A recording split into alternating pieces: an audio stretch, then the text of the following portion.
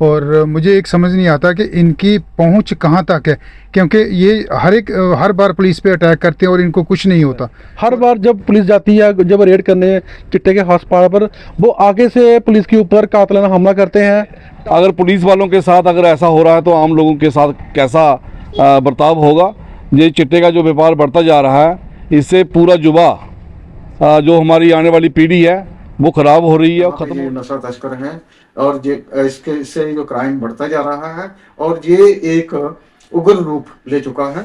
तो ये जो हमला रात को हुआ है ये बहुत निंदनीय है, और ख़ासकर जो एसएचओ वहाँ के जो इंचार्ज हैं, थाना प्रभारी हैं, उन पे ये जानलेवा हमला हुआ है, ये तो बहुत ही निंदनीय है।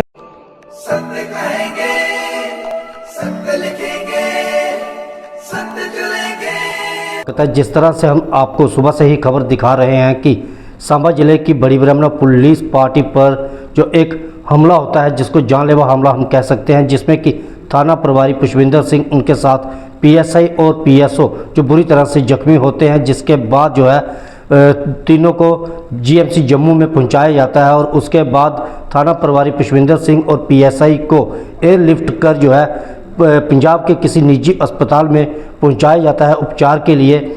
और उसके बाद लगातार लोगों में जो चर्चाएं थी कि आज बड़ी कार्रवाई जो बलोल खड्ड में देखने को मिल सकती है, लेकिन ऐसा कुछ तो नहीं मिला है। लेकिन उसके बाद हमने आपको एक और खबर दिखाई थी, जिसमें कि विधायक चंद्र प्रकाश गंगा और एमपी सांसद जुगल किशोर जी के बयान भी सुनाए।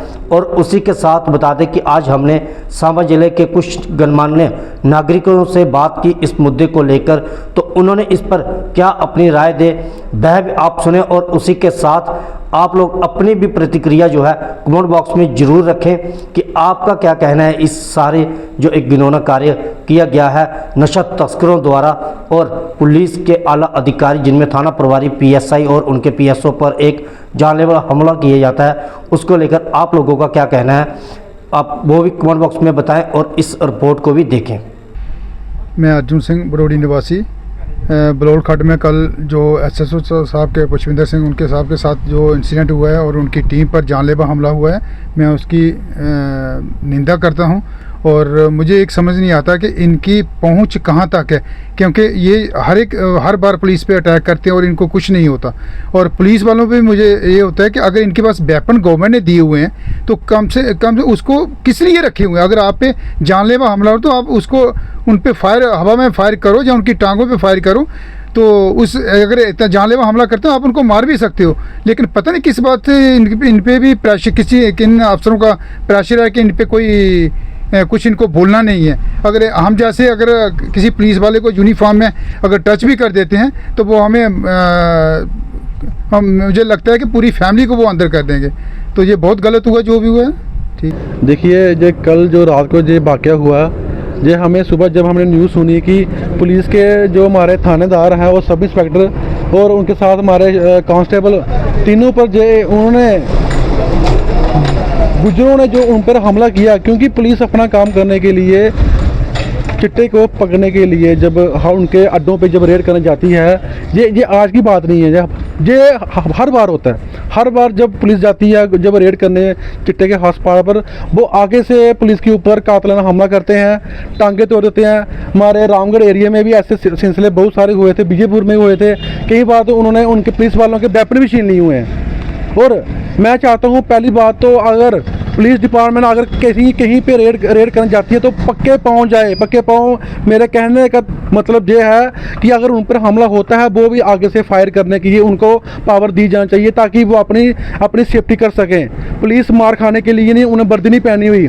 और जो सीनियर अधिकारी हैं उनका भी ये फर्ज बनता है कि उनको फ्री हैंड छूट दी जाए, क्योंकि ये चिट्टा जो इतना फैल चुका है, आने वाले समय में हमारे बच्चे बेटियाँ भी इसमें इन्वॉल्व हो चुकी हैं। ये बहुत ही गंभीर मुद्दा है। और जब एक पुलिस अफसर को जब मारा पीटा जाता है तो आम इंसान सेफ नहीं है। मेरी डीजी साहब से ये गुजारिश है, बड़ा अच्छा नाम सुना है उनका हमने डीजी साहब का कि बहुत ही ईमानदार हैं, बहुत ही अच्छा काम करते हैं, लेकिन अपने जवानों की अगर वो रक्षा नहीं कर पाए तो इसका फिर कोई मतलब नहीं। अमित दुबे, जिला महासचिव भारतीय जनता पार्टी सांबा।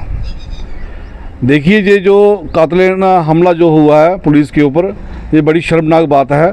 और सबसे बड़ी शर्मनाक बात यह है कि इसके ऊपर कोई भी एक्शन जो है वो अभी तक हुआ नहीं है। तो ये अगर पुलिस वालों के साथ अगर ऐसा हो रहा है तो आम लोगों के साथ कैसा बर्ताव होगा। ये चिट्टे का जो व्यापार बढ़ता जा रहा है, इससे पूरा युवा जो हमारी आने वाली पीढ़ी है वो ख़राब हो रही है और ख़त्म होने की तरफ जा रही है। इसको अगर समय पर रोका ना गया तो इसके गंभीर परिणाम होंगे, इसके परिणाम अच्छे नहीं होंगे। मैं एलजी मनोज सिन्हा साहब से भी अपील करना चाहता हूं कि इसके ऊपर गंभीर जो विषय बना हुआ है इसके ऊपर संज्ञान लिया जाए और जिनके साथ ये मारपीट हुई है पुलिस वालों के साथ, ऐसा बर्ताव जो है वो किसी के साथ ना हुआ जाए। इन लोगों को कड़ी से कड़ी सज़ा मिलनी चाहिए, नहीं तो इसके परिणाम जो हैं वो अच्छे नहीं होंगे। जी, मैं Girdharilal Sharma, civil society member जो बीजेपुर में हमने एक बनाई है, और कल ही हमने एक ज्ञापन दिया था कि ये जो नशा तस्कर वगैरह जो है, ये क्रिमिनल लोग हैं, इनके ऊपर शिकंजा कसा जाए पुलिस की तरफ से। तो पुलिस ने इस कड़ी में एक उनको कोई सुराग मिला, इनपुट मिला कि बड़ी ब्राह्मणा में कोई जो है संदिग्ध है और नशा तस्कर है या क्रिमिनल है, तो वो उसको पकड़ने की कोशिश की। तो उन्होंने क्या किया कि उस पुलिस नाका पार्टी को उनके सगे संबंधी थे और जो उनके आसपास के लोग हैं जो इसमें मुलव्वस हैं, तो उन्होंने पुलिस पार्टी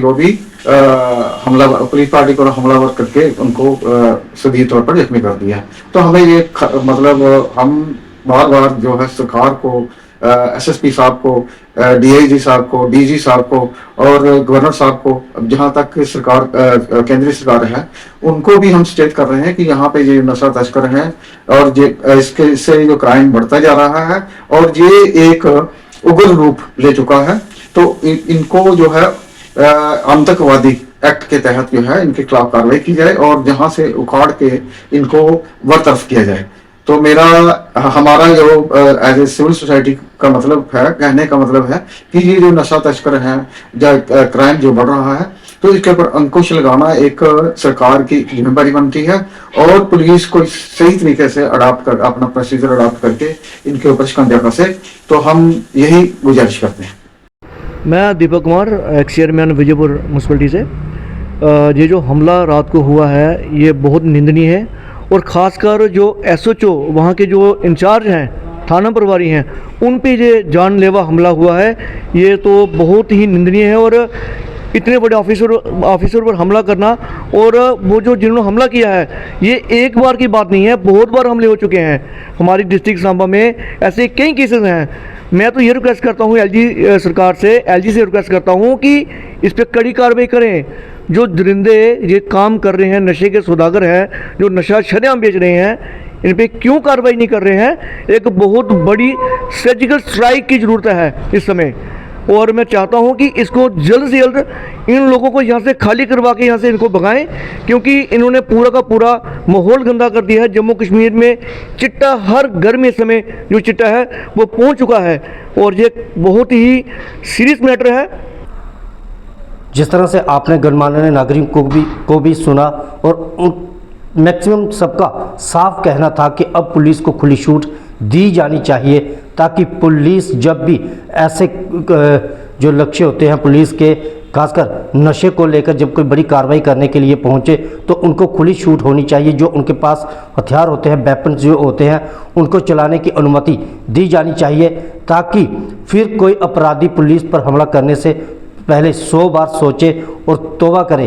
क्योंकि जिस तरह से पुलिस पार्टी पर जो हमला हुआ है, और इसमें आपको बता दें कि जानलेवा हमला जो हम कह सकते हैं, क्योंकि अगर बात करें थाना प्रभारी पुष्पिंदर सिंह, उनके साथ पीएसआई जो कि इस समय पंजाब के निजी अस्पताल में जिनका उपचार चल रहा है, काफ़ी क्रिटिकल कंडीशन है उनकी, जो बताया जा रहा है कि थाना प्रभारी की दोनों टांगों को तोड़ा गया है, तो काफ़ी दुखदायक भी है। और लोगों ने जिस तरह से मांग की है अब डीजीपी जम्मू कश्मीर एलजी मनोज सिन्हा जी से कि पुलिस को अब खुली छूट दी जाए और बड़ी कार्रवाई जो है बलोल खड्ड पर और नशा हॉटस्पॉट जो है, जो चिट्टा हॉटस्पॉट जो है, उन पर की जाए।